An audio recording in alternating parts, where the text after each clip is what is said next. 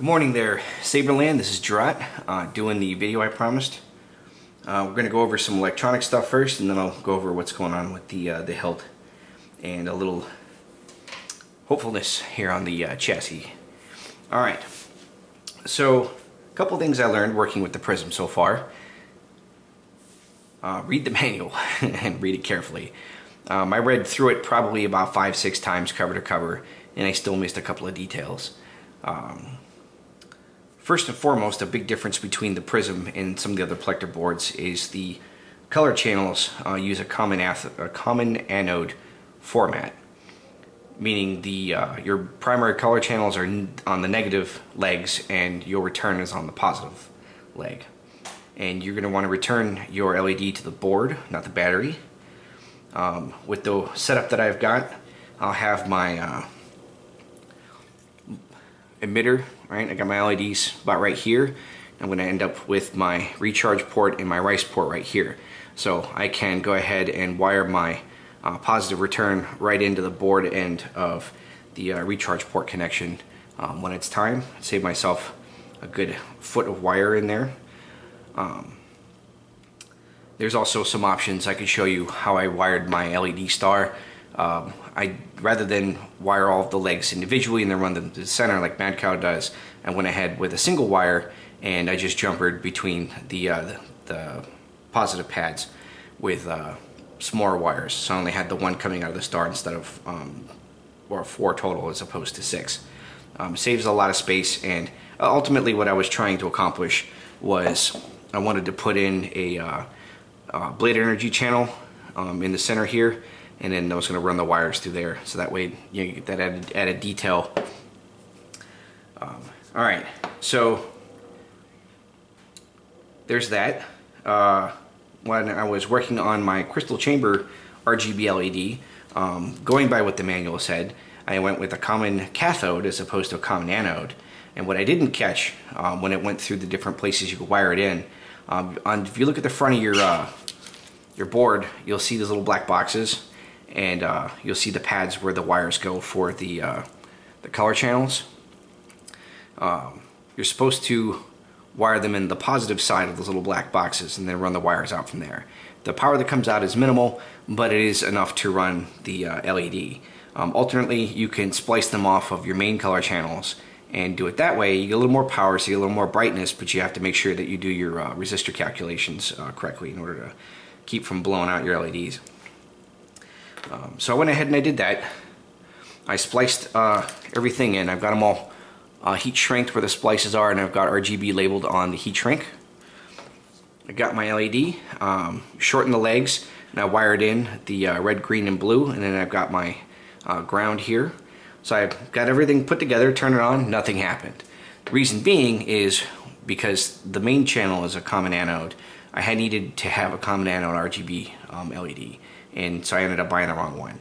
And if I had carefully read both paragraphs in the manual regarding where you're going to wire in your crystal LED, I would have caught that sooner and I'd have bought the right LEDs. So the good news is I have a common cathode set up already pre-wired and ready to rock and roll, so I can go ahead and put this away and save it for another day for another build. I've got the resistors put on there as well. So in the meantime, while I'm waiting for the correct LEDs to come in, I can go ahead and do some more cleanup work on my chassis and whatnot. Now for the accent LEDs, that was something that was in the chat box last week that I was having trouble with. I had them all put together. This is take 2 of my sweeping LED display. Originally I had them all lined up next to each other as opposed to in a row, so I could get all 4 into the display housing on the side of the switch box. Originally I had the 4 holes drilled here, but you can see in the picture here that the holes were a mess. They were uneven, they didn't really fit great, and I ended up having to take my Dremel and just grind all of this out into a solid, or rather a big open window. So thinking about that, I remembered watching videos on string blades and how they had them all lined up and they bent the wires around so they could get a good solder on there. So this is take 3 of my sweeping display, and you can see here what I ended up doing was taking my ground sides of my LEDs and bent them into little fish hooks. Then I snipped off a piece from the old dead LED and I ran it in like a rod. Hooked them around, clamped them down with my pliers, and went ahead and added just a tiny amount of solder to get them all connected. I went in with my ground wire. I had it all lined up so all 4 wires will go through the little wire run channel that I grinded out of my box here. Got it all hooked up and it worked like a charm. Now, before I got that far though, I did have to figure out why none of these were turning on the first time. These are the one that I had connected, and I had the original battery on connected. None of this would turn on at all. So at that point, I really wasn't sure what I'd done wrong, because I went by the manual, I checked all my connections, everything looked right, but still nothing was working. So at that point I went ahead and I got myself a digital voltmeter, a DVM. And this actually ended up being extremely helpful. And troubleshooting, if you make a mistake or like you think you might have broke something on your board, this thing is great because this is going to help you figure out whether or not you're getting voltage. Because if you are getting your voltage, then the problem is the component you've attached to your prism and not your wiring job. Something else I learned, I had some issues with my soldering iron. My original solder tip here just turned into a big ball of mess. And I went out and I bought a little kit. I got wood burning tips that fit right into my soldering iron, and they're a slightly different material. They don't take heat quite as well, so I'm burning through them pretty quick, but they're working for now until I could get something more effective. Ultimately, I'm going to replace my cheapy soldering iron with one that's got a variable temperature and all the right setup. So a decent soldering iron, the right size tips, those are key here in making sure that you don't make a big old mess on your soldering. Alrighty, so back to the LEDs, the accent pads. So if you look at the drawing here, not the drawing, but if you look at the photo reference in the manual right here, you'll see that there are jumpers already installed in channel or pads 1 and 2, and there's nothing installed in pads 3 and 4. Initially, reading the manual, I didn't quite catch on that you had to install those in order to make this work at all. And I'd assumed that, you know, that putting them in was an option. It didn't really occur to me that not having them in or anything at all to bridge that connection to connect pads 3 and 4, that was even necessary. I just assumed, you know, it was a space-saving thing, even though I decided to go with the chunky but wildly effective dyno-ohm resistors here. These things are great. So, got my voltmeter hooked up. I checked the voltage. Pad 2 seemed to be getting the right voltage. Pads 1, 3, and 4 were getting nothing. And, you know, I would use my power on leads here to that was my test. That's how I would test my meter. That's how eventually I ended up using alligator clips and hooking up all of my LED leads individually to these connections to see which ones would light up and which ones wouldn't. With the resistor installed already, then it was safe to go ahead and just hook up whatever I wanted to see what worked and what was dead. Now, come to find out that, let's see, not this one, the take 1 or take 2 here. The middle one was burned out, so LED 2 was dead. LEDs 1 and 3 were working, but when I had them hooked up to the accent legs, nothing was turning on. So ultimately I figured out that I had to bridge the 2 little itty bitty pads where those little tiny resistors were supposed to go. Even though I decided to use the big ones, I still had to complete that circuit in order to make those pads light up. So I ended up using leftover bits of the clipped LED legs, you know, from shortening them. Same thing I used to complete my my negative side of take 3 here. I made little itty bitty jumpers, got those wired in, and I got voltage to pads 3 and 4, no problem. Pad 1 was still dead. Come to find out that when I had wired in my switches, there you go, when I wired in my switches on the opposite side, the front of the board, you can see that it's these pads are extremely close to those the jumpers for pads 1 and 2, and it seems I got too close to pad 1 and I cooked it. I had no idea. So chances are I did that when I was doing the original install of the switch wires. And I did go back in and I had to rewire them because I had to shorten them and take out like the 15 feet of excess wire I had originally I'm probably going to end up having to redo all these connections up here because that is kind of a mess, but I have it set up like this so I can get to it easily for bench testing. When I do finally get around to reinstalling the switch and installing the accents into the clamp, this is all going to be well protected. It's all going to be heat shrinked, insulated, all good to go. I'm going to make sure that my wires aren't cutting on the burrs from the drilling I did in the sides of the clamp here. These are fit underneath the little boxes for the little lever bit there that clamps this thing together. So I got to clean that up before I put everything back in, so I'm not cutting my wires. But when it's all said and done, they're all going to stick out of the bottom of the clamp here. So when I get around to doing the reactor housing, instead of having it terminate the bottom of the battery tube right here originally, it's going to extend all the way up into the clamp here, so I can get my wire runs run directly into the lower chassis and nice and safe. So when it's all said and done, this all is going to be a permanent fixture, so I don't have to worry about messing up my wires trying to take this thing apart. But I'll get a little more into detail of that when I get into the chassis portion of the video. Alright, so anywho, got my switches, got my accent LEDs, they're all going to be bundled together. Alright. Now, with the accents, it has a ground pad all its own, so it's got a dedicated wire for that. Later, if you're going to do the common cathode version of your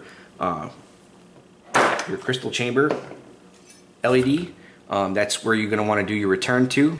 In this case, since I'm running it directly off the negative anode versions of the wires here, then I'll have my negatives are going to go to my leads for the common anode LED, and then I'll have the return spliced off of the red wire here from the board, and that's going to go to my crystal chamber. Just like I have the negative spliced off for the ground for my power on, which it had to go on that side there. So that worked out pretty good. Now with the splicing, what I found is working well. Let me see if we can find a good example here. If you look on the ground for the switches, same thing. I used a little bit of leftover LED leg wire or pin, and I bent it into a little horseshoe, wrapped the wire around there, and I've got my things up there.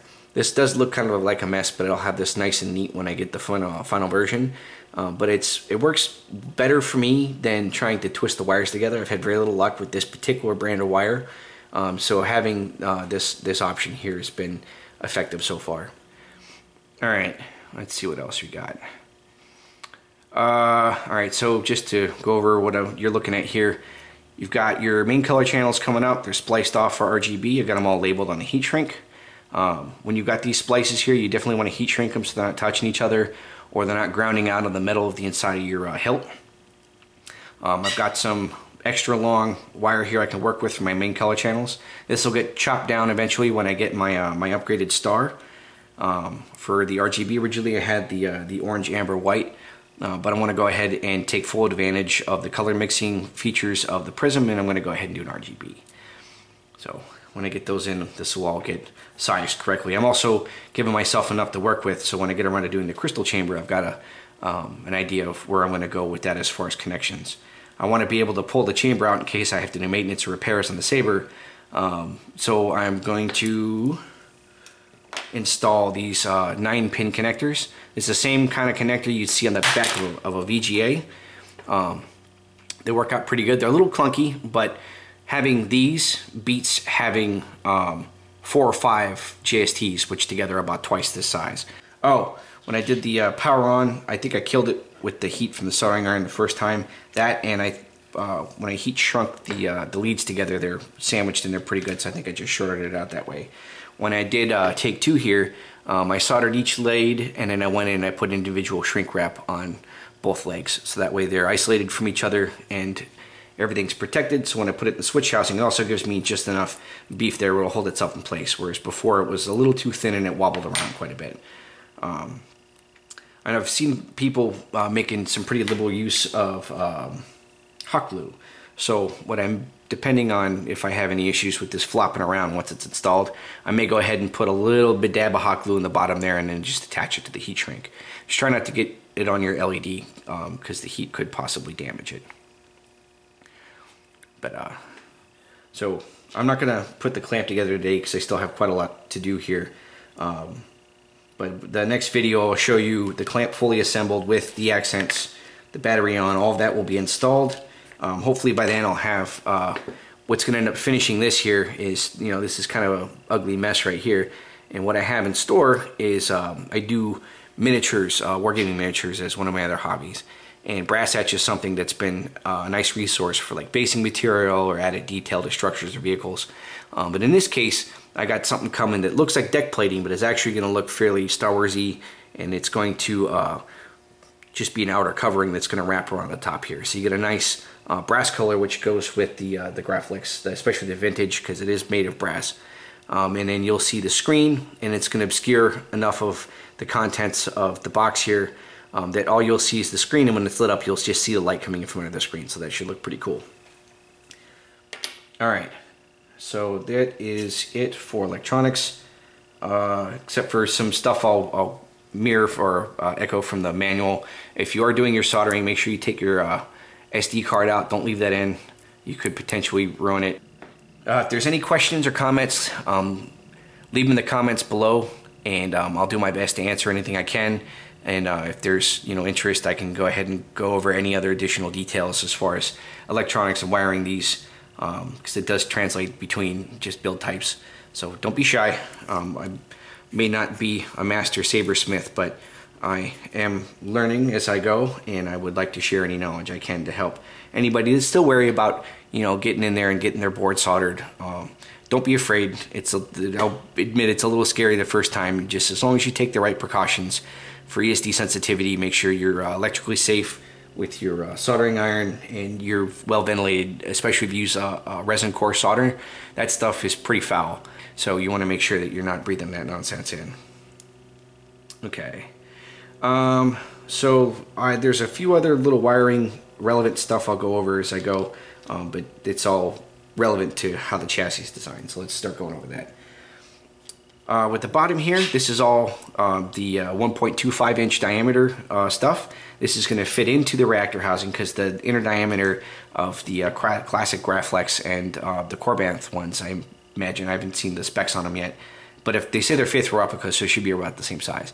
But what you're looking at here is about 1.4 inches, give or take a few millimeters, depending on the one you have, because these were made mostly or machined mostly by hand back in the day, because they didn't have CNC machines, in the between 1930s and 1970s when they stopped making these. So your exact thickness of your metal is going to vary just slightly. But the reactor housing I'm designing is going to be 1.38 outer diameter, and it's going to have an inner diameter of 1.26. So I've got enough room for little things that might stick out, like these nuts here. I'm going to have to swap those out, or I'm going to have to file them down. I'll leave enough room so I can get this stuff in there safely without worrying about cutting my wires or making a mess. Alright, so when it's all said and done, if I didn't mention this already, you're going to have the reactor housing is going to go all the way from the bottom. I've got an O-ring that fits there in the bottom to give me a little space and to help cut back vibration, so the housing will sit on top of that. I've got the speaker screen here, and I've got that centimeter of distance between the bottom of the screen and where this O-ring sits at the bottom of the thing. That gives me just enough for a nice resonance chamber. So I get enough volume without it sounding sloppy and without it being too quiet. So that so far has worked out really well. And then the housing is going to go all the way up past where the wire pass-throughs are for the accent LEDs, and for the switch wires are going to get sandwiched together, or like teed off, and then they're going to come down to where the auxiliary switch is. I've got this, I went ahead and I shaved this down on the bottom so I had some room to like run the wires along the length of it, and I've got this big old notch cut out, and that's where the wires are going to pass through for the LEDs. I might have to expand that some more, because I think I've got a total of 6 wires for the accents, and then I'm going to end up with a total of 4 wires from the switches. Now, one way I can help economize that is if I go back in with my switches here and shorten the length on the auxiliary one and have it spliced together, so you got one length of wire running along here, and then tee it off just like I have with these guys over here. And then with the positives, obviously they're gonna have to be on their own. So I can individually shrink wrap those 3 legs once they're complete and make sure everything's nice and tidy. That way I can get all, let's see, it's gonna end up being 3, that's 7, 8, 9 wires all sticking out right there. Just there's a little pinch that's going to happen, but as long as I get them all out in the right area, I should be good to go. Now, one of the things I've done here with the clamp in the meantime is I've gone ahead and I've removed quite a bit of material from here, and on the upper hilt I've removed it here, and that's so I can get free rotation without having to cut or squish any of my switch wires. When I put this together originally, I hadn't removed any of this material yet, and it only had about half as much on this end. What was happening every time I opened this thing up to pull the kill key out, because I didn't have the switch box yet, is every time I closed it, it was stripping out the wires just from the brass grinding on the insulation, and a lot of times I was having trouble getting the set screws back in because they were sandwiching between the 2 halves of the thing here. And that's something that Tiffany asked about the dimensions of this, and one of the things that I had noted that I wanted to share was once it's all put together, this is designed to fit fairly snugly. Oh, I got that on backwards. So you can't really see on this side because the clamp's in the way, but before I removed all the material, you could see that these were flush up against each other when it's put together. So I went ahead and I removed all that stuff there, so no matter where I turn it, I'm not going to be cutting into my wires. Nothing's interfering. So it's all said and done. The crystal chamber eventually is going to go between here and here. Depending on how much room I have left, which right now isn't a whole hell of a lot, I want to have it so when I twist it to unlock it and then free it from the clamp, it should pop up on its own anywhere from 1/2 inch to 1 inch. And then that's going to help expose the crystal chamber and get that detail in there. If not, then I could probably get it to about there and then still be good to go. I want to be able to access whatever I use for my set screws, the connecting hardware between the upper chassis and the crystal chamber, so if I do need to remove this for some reason, I should be able to. Now, I'm not going to have any set screws securing the reactor housing to the inside of the hilt. They should be a snug enough fit that I'm not going to have to worry about it banging around if I decide to play with this thing. Once I finish the emitter assembly, it's going to be permanently installed up here. I had originally wanted to do some additional detail with the room that I have left up in here, but there's so much going on in here. It looks like there's a big fat open space, but when you actually get the switch housing installed, you know, that's why I had to grind out all of this part of the heatsink here with room for the rice port, and it sits up pretty snugly where the LED wires are going to come out. I had wanted to retain the JST connectors that I've been using for the recharge port, but once I do the final install, I shouldn't have to ever take this apart again, other than to temporarily expand it to show off the crystal chamber, probably for, you know, have it in shelf mode. So this is all going to get removed and rewired when it's all said and done, and I'll have a little extra length on there because I'm going to have to run the wires through the holes for the switch box and then mount everything that way. The only other way I could get around not having to do that is if I remove some of the material right here, so I've got a pass through for those wires, because one of the things that I need, and I don't want to have another wire going through my crystal chamber, is I'm going to need the ground for the rice port goes back to the battery. So what I can do there is, this is the battery side of the recharge port. I could just run a tiny little jumper from here to here, and that covers me for my ground, and then you've got your I got brown and purple here for the other connectors, and that's all going to get wired in the 9-pin junctions here at I've got on the table. So, but yeah, that saves a big fat bundle of wire by wiring it directly there. All the same time with the LEDs, I'll have to run the color channels to the crystal chamber, but the positive return for the main channels, that I can wire directly into, I'll probably actually end up having to splice it off of the recharge port line when that goes into the connector there. That way it goes in as 2 wires and it comes out as 1 on the opposite side. I think altogether, without the splices, I had a total of 11 wires, so I had to by combining the negatives, the right to the battery, and the positive LED to the positive on the board. That knocked it down to 9, so there'll be some work. I'm going to go into that. Alright, so this guy here, I started adding a little extra detail. I was filling around on my couch playing with my big box of bits here, and trying to, you know, see if I can make something cool out of this. This looks pretty rad all by itself. It's a shame you're really not going to be able to see any of this detail once it's all installed, but I'm content knowing that it's just there and that it's sized correctly. So I've got these 440 standoffs. They're threaded on the inside, they're brass, they look great. You can stack them up on top of each other, and on your 440 rods you get a nice, secure, attractive spacers. The sleeves are great because they're convenient. They come on and off nice and easy.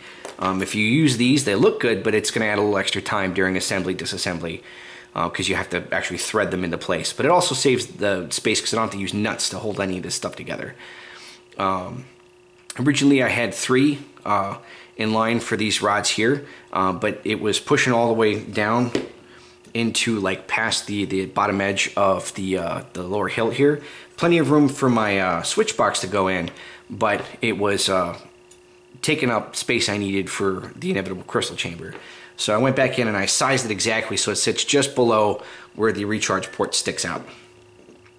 Then I started messing around with, I got the chassis discs, the 1.31 inch diameter chassis discs. This has holes that line up perfectly with the Graflex laser cut ones. So this is a really, really effective union here. Some mods I'm going to make here. You see I've got the thread sticking out the top. And then up here I have just the threaded standoffs, and then I just put screws on the other side and it worked perfectly. So what I'm going to end up doing is I'm going to shorten these rods down to about there, and I'm going to go ahead and use these low profile set screws to go ahead and secure this to the mount here.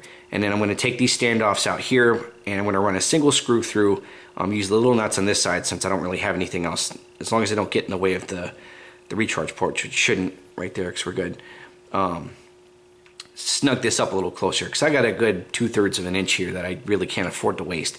So this is going to be the interface between the upper chassis and the inevitable crystal chamber when I get that done. Also, I'm going to be grinding out all this center material so I can fit my 9-pin connector in. What's nice with these is they line up really well with these here. So when I get those mounted, that's going to work out pretty good. I'll probably have to put a lock washer in there to make up the difference because you get the height of the screw there. So this will all get connected. This is going to get installed right here, and I'll run my wires directly into it from this side, from this big old hole right here, and I'm good to go. So I have to sacrifice a little added detail from showing off just the chassis, but it'll make it work. And I did really want to do all of this on my own. So it is an original piece, so it is, you know, my art. I really like some of the pre-built chassis that are out there. I'm not a big fan of 3D printed ones because I'm all about the metal. If it's metal, I'm in. Plastic is nice, but metal is best, in my opinion.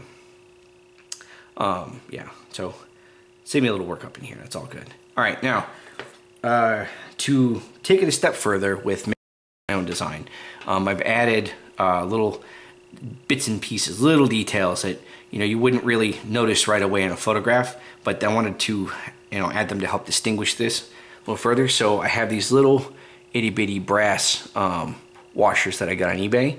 Same place I got the Swage Lock standoffs, and I was hoping they were going to be big enough to use as radiator fins, but they're way too tiny. So I went ahead and I tried stuffing them into these cavities for the electrical pins, and they actually fit fairly well. They're a little warped because they're a little teeny bit bigger, but I did want this to look old. I wanted it to look maintained, but not professionally, because this is something that I would consider Rebellion era or pre-Rebellion era, probably during the period of Rebels when there's still a couple of Jedi running around hiding from the Inquisitors. So this is a nice little accent here. The beat up detail actually looks pretty cool, and it's subtle. So when you install it back into the hilt, you know, they're there, but they're not like in your face. They're not like, oh my God. So nice little subtleness there. Another thing I picked up, I work with vented screws at my day job, and it occurred to me that I could use a vented screw like this guy here and use it for the set screw that holds the blade holder in place. Also, the retention screw helps a lot in that regard. So I went on Google and I Googled around until I found where I could buy these, and I got a little tiny bag of them off Amazon for not much. And what's nice is, you know, this hole here goes straight through into the cavity for the blade where the light comes out. So with the vented screw, they're delicate, I'll warn you now, because they're aluminum, and with that little hole in the center there, they'll cross thread and just melt on you real quick, so you got to be real gentle with them. Once it's in, the light from the blade will actually poke out through the top there like almost like a fake LED kind of a thing. So that actually looked really cool. I'm glad that worked out. All right, so there's that. More stuff that I'd discovered along the way, and I'd found on eBay, these little nickel washers. I'm really not even sure what the hell they're used for, but they looked real similar to the texture and the sides of the glass eye. So I went ahead and I looked these up by part number. I got a little bag of them off of Amazon. I'm going to go ahead and I'm going to super glue this into place to add a little extra meat to my set screw here. Looks like my battery's fixing to die here, so I'll wrap up this section and we'll finish in a little bit. So I noticed that when this is installed and I got the blade plug in, you could see the thread. I didn't like that. You're missing, there's just a big open space. I didn't care for that at all. So I wanted to try to fill it in. This helps out tremendously. I also have this little metal ring here I got from some junk in my garage. Originally, I had planned to solder that into place right here. It's almost a perfect fit for the hole right there. And then when I get around to doing the weathering, you'll get some carbon scoring in there, and that looks pretty sweet. Now, I still want to be able to, if it comes down to it, be able to remove the emitter assembly for repairs, but with this installed, it's kind of a problem. So I can't permanently attach this. I'm either going to attach it to the retention screw itself, so it still get that fill in right there without it being a permanent modification, or I can just attach it with a silicone base glue. So in the event that I do have to make a repair, I could just pull it out with a pair of pliers, clean it off, and then reinstall it when it's time to put it all back together. So, but it looks pretty tight. So I have little details there. All right. Next up, I got my blade plug finally from KR Sabers. This thing's pretty sweet. Got the Graflex style. These have been popping up on Facebook a little lately. I have no idea what the hell this thing is. I got a few of them, but I did want to, I played around with this. I like it the way it is. It looks great the way it is, but again, I wanted to see if I could get a little more out of it. So I found this thing in my thing. It's got little feet on the side that add tension, and you can pop it right on there, and it looks really cool, especially once it's installed. I don't know what it looks like with the light yet, because I'm still waiting for my new starter to come in so I can wire that up. But this does work out pretty good. I'm going to go ahead and I'm going to put together the upper hilt so you can see how the switch box looks when it's mounted. And I'm going to go recharge my camera while I'm doing that, and we'll come back for the second half of the video here in a little bit. So we'll see you in a few. Alright, welcome back. Got the battery charged up a bit on the camera so we can go ahead and finish this video. Alright, so while it was charging, I put the hilt back together so you see how it's all reset, with the exception of the switch box or the activation box here. Alright, so I got switch box 15 put in. I tried to line it up with the little toggle right here, so you're representing, you gotta toggle it to get the connection for the rice port or the recharge port. However, I went ahead, I put in all the little greablies here, the added depth for the retention screw. So you can see that fills in nicely. I've got the blade plug installed, so this is about the same distance you're going to get with the blade plug or the blade installed. I put in the electrical pins again, so you could see the little accent there with the brass ring. Here's the blade plug installed with the little bit I added there on the end. Alright, with the back grip, I'll cover this real quick. Had this, took this out in town, went local, had it powder coated. Had the screws left in because I wanted those powder coated with it, even though they were going to get weathered after the fact. And it was kind of a pain in the butt digging the powder coating out of the main set screw, which is right there. You can kind of see there's some damage there from trying to dig it out and clean it out. But this is, for all intents and purposes, permanently installed at this point. Here's the speaker screen I showed pictures of before. This is a MHS brass speaker insert for a pommel insert. I ground out the hole for it with the Dremel and took a line of this really thin solder. Where is it at? Just wrapped this all around the edges of it and had it straight down, hit it with the heat gun until the whole thing melted at the same time to get a nice even weld. It is not the strongest in the world, but I'm not expecting to be like trying to pistol whip people with this, so I'm not worried about this coming out. I could have used thicker solder, like plumber solder, something for brass on brass, but it really wasn't necessary for what I was going for. So you can see I've got the Cobalt D-ring attached to the pommel sleeve here. Used the screws I had left over from the bits that I salvaged. Those are also acting as like tension screws. So the one here, this goes all the way through into the hilt, so I cut that to size. And then this one here just screws right into the material for the sleeve and is pushing up against the back end of the battery tube. So this is all good to go. For the grip here, I've had this temporary kind of just for sizing purposes to see how it feels. This is just plain old hockey tape. I gotta admit, just holding onto it, the hockey tape is actually really comfortable and it gives a nice solid grip. It actually doesn't look that bad.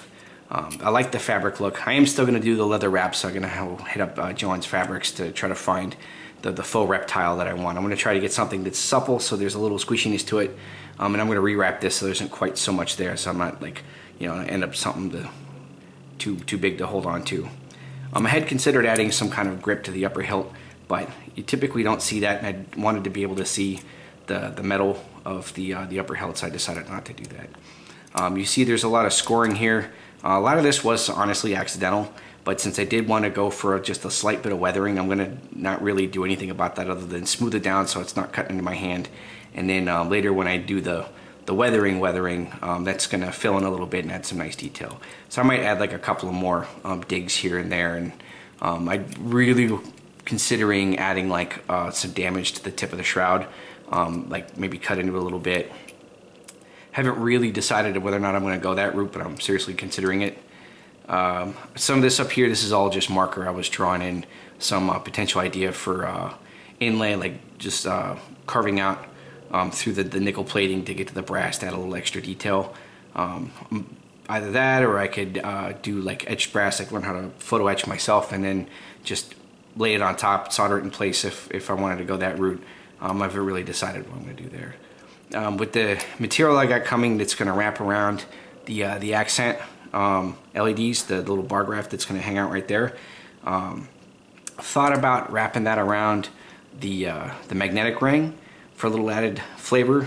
If not that, then maybe lining the back of the shroud here with brass etch mesh of some kind, some Faraday cage-ish, you know, a little added insulation, a little something to help protect the shroud. Originally the concept was to do some damage here and then use that material to kind of look like it was being rebuilt, just to, you know, fill in where there was missing material. Again, that's all kind of up in the air. I'll end up making that call when I get to that stage, and whether or not I'm going to go that far or if I'm just going to clean up what I've got here. As far as the weathering, which I'm not going to do that today, I'll do a separate video when I actually get around to doing the process. But I'm not going to use the spray paint, paint thinner, sandpaper technique that you show that works. It looks great on the aluminum, but this is, you know, kind of a finished piece, and I do kind of like the two-tone between the brass and the nickel.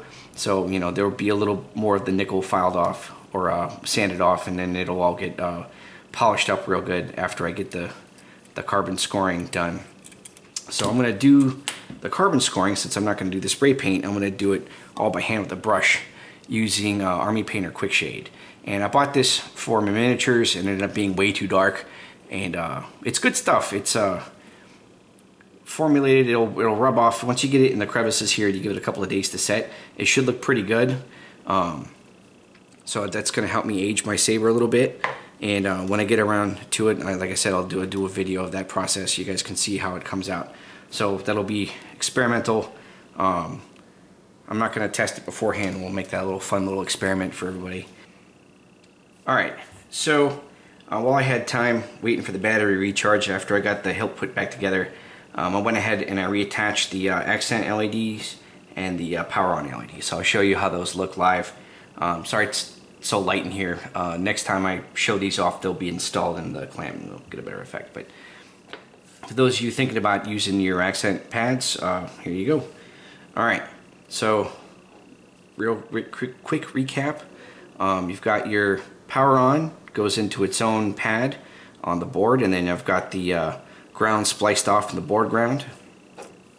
When you pull your kill key, lights up nice and bright. It lets you know you have power. One of the features you can use off the board when you program your accents is you can have one of these blinking as an idle. It doesn't do the pulsing. I haven't figured out quite how to make it that do yet. That might be a crystal focus thing. So let's go ahead and boot this up. I'm using the Calibrate sound font since I'm just testing. You could use a regular Saber font if you want for bench testing, but I find that Calibrate's nice because it's fun, it's entertaining, and it's not like super loud, so it's actually really appropriate for this sort of activity. So here we go.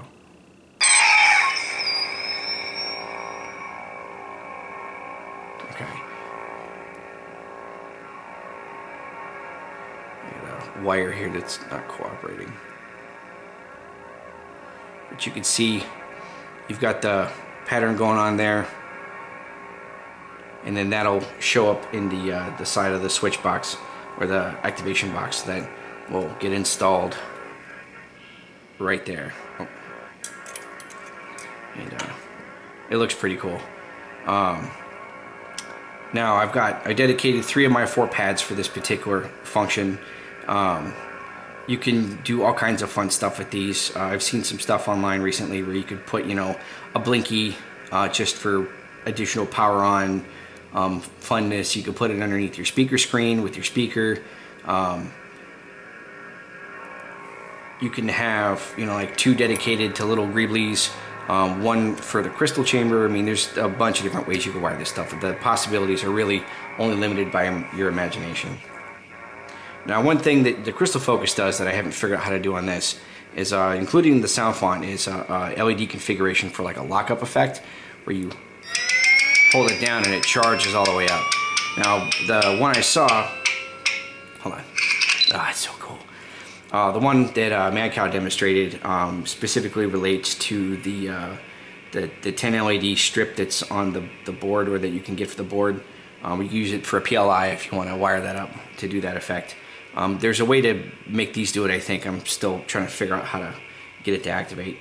So, yeah, there you go for example for accents. Put the kill key in. All right. That's pretty much all I got for now for the Sakabato build. One last thing I'll go over before I wrap this up is I picked up the thin-walled show blade, and that came yesterday. It lights up pretty well. I got the standard white tip. Looks pretty good.